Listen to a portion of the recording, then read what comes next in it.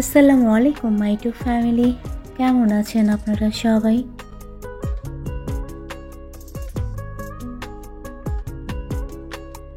আজকের ব্লগটা শুরু করেছি আমি বিকালবেলা থেকে। তো বাইরে যাব, রেডি হয়ে সিঁড়িতে নামতে গিয়ে দেখতেছি পোকাটা।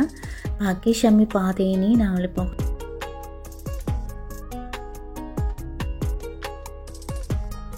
নার্সারিতে চলে এসেছি, আর এর আগেও আমি এই নার্সারির ভিডিও আপনাদের কাছে শেয়ার করেছিলাম। যারা রেগুলার আমার ব্লগ দেখে তারা এই নার্সারিটাকে দেখেই চিনতে পারবে। এটা আমাদের ডিস্ট্রিক্টের সব থেকে বড় নার্সারি, আমাদের শহর থেকে একটু দূরে, বাট বাইকে আসলে বেশি টাইম লাগে না। আর আমি প্রায় টাইম এই নার্সারিতে এসেই গাছ নিয়ে যাই। শীতকাল মানে ফুলের সমাহার, তো ফুল গাছ নেওয়ার জন্য আসলে নার্সারিতে আসা, যার কারণে আমি একটু ঘুরে ঘুরে দেখতেছি। আর বাসা থেকে বের হওয়ার সময় আমি যেটা ভেবে এসেছিলাম যে বড় বড় ফুলের গাছ নেব, একদম ঝাউ হয়ে ফুল ধরে থাকবে, তো সেরকম আসলে ফুলের গাছ আমার চোখে পড়ল না।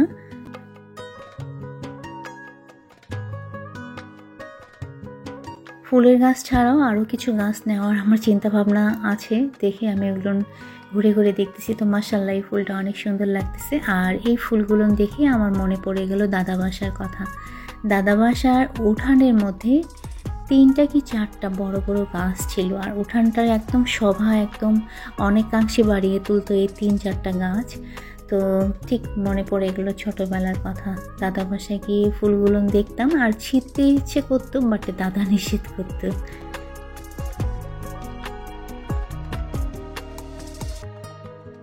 আমি নার্সারিতে ওদেরকে জিজ্ঞেস করলাম আমি যে গাছটা নিতে চাচ্ছি সেটার নামও বললাম, বাট ওরা বলে দিতে পারতেছে না। ওরা বললো একটু আপনারা ঘুরে ঘুরে দেখেন। তো মাশাআল্লাহ এখানে জবা ফুলের কালারটা একদম এত গাঢ় আর এত সুন্দর লাগতেছে। তো আমি এখন চলে এসেছি, একদম ভিতরে ঢুকেছি। যেগুলো আপনারা দেখবেন বেশিরভাগই ক্যাকটাস, বাট এখানে আমি দেখতেছি যে ছোট ছোট মরিচের গাছ। আমি অবশ্য খেয়াল করিনি, আমার বর ওপার থেকে আমাকে দেখিয়ে দিচ্ছে যে দেখো ওগুলো মরিচের গাছ। এখানে ক্যাকটাসের গাছগুলো এত সুন্দর লাগতেছে। আর ওরা সবে মাত্র কিছু কিছু ছোট ছোট গাছের চারা তৈরি করতেছে, হয়তো বা ওগুলো 15 দিনের মধ্যে বড় হয়ে যাবে। এই যে ক্যাকটাসের মধ্যে ফুল ধরেছে, মাশাআল্লাহ অনেক সুন্দর লাগতেছে। তো এই সেকশনে তো আমি পেলাম না, বাট আরেকটা জায়গায় আছে, আমি আসি ওই জায়গাটাতে যাই এবং যেই গাছগুলো ওখানে থাকে বেশ দামি দামি গাছ থাকে, তো ওখানে গিয়ে একবার দেখব এই যে এই জায়গাটায়। বাট এখানেও আমি সেই গাছটাকে দেখলাম না। আর ওরা ডেকোরেশন চেঞ্জ করেছে, এখানে সবে মাত্র নতুন নতুন গাছ লাগাচ্ছে। জানি না নার্সারিটার এই অবস্থা কেন, কারণ যখনই আসি তখনই দেখি যে ওরা একটু না একটু ডেকোরেশন চেঞ্জ করে। যাই হোক, ফুল ধরার মধ্যে গাছ যেটা আমার চোখে পড়লো সেটা হচ্ছে গাঁদা ফুল। তো অলরেডি আমরা চলে এসেছি, কিছু গাছ নিয়ে এসেছি, আর সন্ধ্যা কিন্তু হয়ে গিয়েছে। তো আমার ছেলে আর আমার বর এরা দুজনে মিলে গাছগুলো ছাদের মধ্যে তুলতেছে।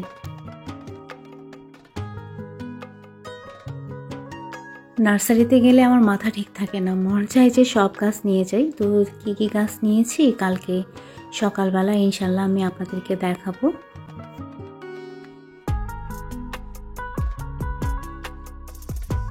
Good morning my to family.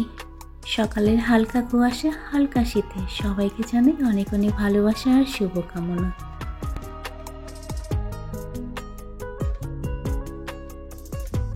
এই যে এখানে সব গাছ আমার বর সুন্দর করে সাজিয়ে রেখেছে। তো সকালবেলা যখন আমি ছাদে আসতেছিলাম আমি কিন্তু মোবাইল নিতে ভুলে গিয়েছি। তো আমার বর বলল মোবাইল নাও নি, তো কারণ আমার বর জানে যে আমি এই গাছগুলো আজকে আপনাদেরকে দেখাবো। তো যাই হোক, এই যে এই গাছের মধ্যে ফুল ধরেছে, আসলে সত্যি কথা বলতে গাছ আমার অনেক পছন্দ, বাট গাছের নাম আমি মনে রাখতে পারি না। যদিও আমি ছেলেটাকে বলেছিলাম গাছের নামগুলো লিখে দিতে, বাট যেগুলো অ্যাভেলেবেল, গাঁদা ফুলের গাছ নিয়েছি, ডালিয়া নিয়েছি, তারপর এটা হচ্ছে বল কামিনী। এটা খুব সুন্দর, একদম গ্রিন হয়ে আছে আর ঝাউ। আর দুটো আমি অ্যাগ্লোনিমা নিয়েছি, আমার খুব পছন্দের। অনেক দিন ধরে আমি ভাবতেছিলাম নিব, বাট এগুলোন গাছের দাম একটু বেশি, যার কারণে নেওয়া হয় না। তো ফাইনালি আজকে নিয়ে ফেলেছি, যদিও খুব বড় না, ছোট ছোট, বাট অনেক কিউট।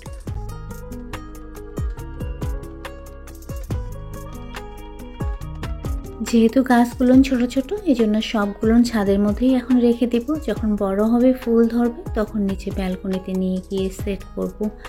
আর যেগুলো ইনডোর প্ল্যান্ট, ওই যে 3টা নিয়েছি, যে আমি বল কামিনী, তারপর অ্যাগ্লোনিমার যে 2 ধরনের নিয়েছি, এগুলো আমি নিয়ে গিয়ে ব্যালকনিতে সুন্দর করে সাজিয়ে রাখবো।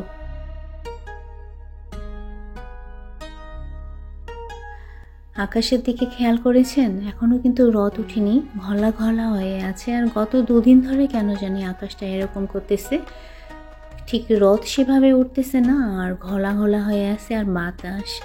তো গতকালকে কিছু কাপড় ধুয়ে দিয়েছিল, আমার ছেলে ধুয়েছিল। আমার ছেলে মাশাআল্লাহ নিজের কাপড় নিজে ধয়। যখন মেশিনে দেওয়া হয় তো মেশিনে, তাছাড়া যদি কাপড় ওর ধুয়ে দেওয়ার হয় ও নিজে থেকে ধয়। তো এরই মধ্যে আমার মেয়ে আবার কাপড়গুলো নিয়ে এসে মেলে দিচ্ছে।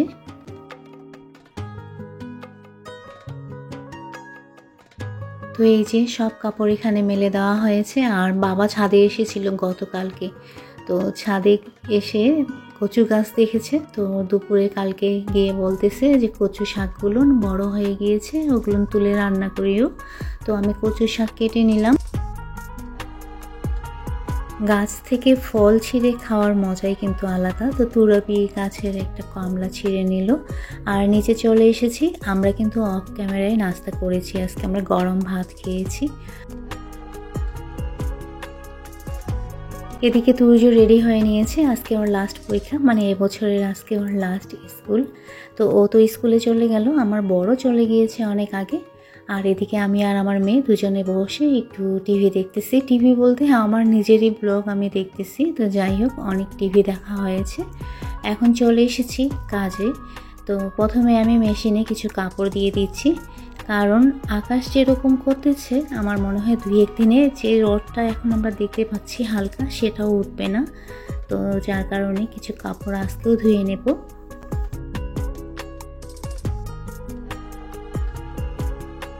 এদিকে কচু শাকটা আমি ধুয়ে নিচ্ছি। তো মাশাআল্লাহ কচু শাকের সঙ্গে আমাদের লতিগুলো বেশ হেলদি। তো এই পর্যায়ে এসে বরাবরের মতো আজকেও আমি রিকোয়েস্ট করব,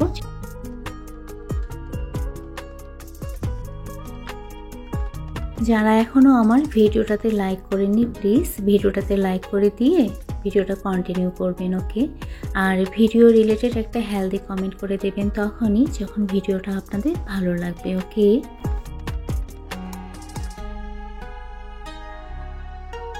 কচু শাক তো রান্না করব, আর লাউ রান্না করব। তো এটা ফ্রিজে ছিল, লাউটা ধুয়ে আমি এখন ছিলে নিচ্ছি। আমি সব সময় লাউ ধুয়ে তারপরে ছিলে কেটে নিই, কারণ লাউ কেটে নেওয়ার পরে ধুইলে অনেক বেশি পানি বের হয়।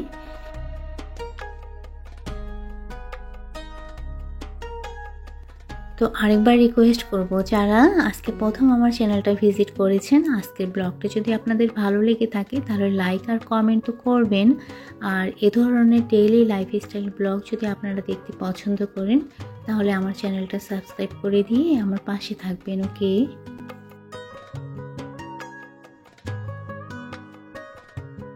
এদিকে মেশিন থেকে কাপড়গুলো বের করে আমার মেয়ে এখন ছাদে নিয়ে যাবে রোদ্রে দেওয়ার জন্য, কারণ দুপুরের আগেই যতটুকু রোদ উঠে সেটাই, দুপুরের পরে তো আর রোদ উঠে না। আর কচু শাকটাও আমার হয়ে গিয়েছে। আর কথা বলতে বলতে তো আমি কিন্তু প্রেসার কুকারের মধ্যে লাউটা তুলে দিয়েছি। প্রেসারের মধ্যে জাস্ট একটা সিটি দিলেই লাউ সুন্দর রান্না হয়ে যায়, এতে সময়ও কম লাগে, আবার গ্যাসও বেঁচে যায়। যেহেতু কচু শাক খুব বেশি ছিল না পরিমাণে, এজন্য আমি কচু শাকের মধ্যে মসুরের ডাল, একটু আলু আর মাছের মাথা এগুলো দিয়েই রান্না করে নিয়েছি। তো এখন একটু লেবু চিপে দিচ্ছি, তাহলে গলায় ধরবে না। আমাদের ডিস্ট্রিক্টে কচু শাকের মধ্যে কিন্তু মসুরের ডাল দেয়। আমাকে কয়েকজন আপু জিজ্ঞেস করেছিল যে আপু কচু শাকের মধ্যে মসুরের ডাল। হ্যাঁ আপু, আমাদের ডিস্ট্রিক্টে কচু শাকের মধ্যে মসুরের ডাল দেয়, কচু শাকের মধ্যে একটু আলু কেটে দেয়, মাছের মাথা দিয়ে কচু শাক রান্না করে, তো খেতে কিন্তু বেশ ভালোই লাগে। তো তুরাবি দুটো পাপোশ তুলে নিয়ে আসলো ও ছাদে কাপড় মেলে দিতে গিয়ে, আর গতকালকে আমি পাপোশ দুটো ধুয়ে দিয়েছিলাম। আর এদিকে একটু ভর্তা করে নিচ্ছি, মসুর ডালের ভর্তা।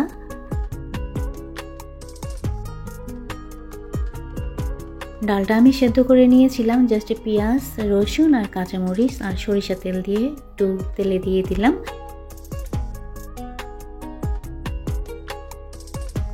যারা এখনও আমার ভিডিওটাতে লাইক করেনি প্লিজ ভিডিওটাতে লাইক করে দিয়ে একটা হেলদি কমেন্ট করে দেবেন।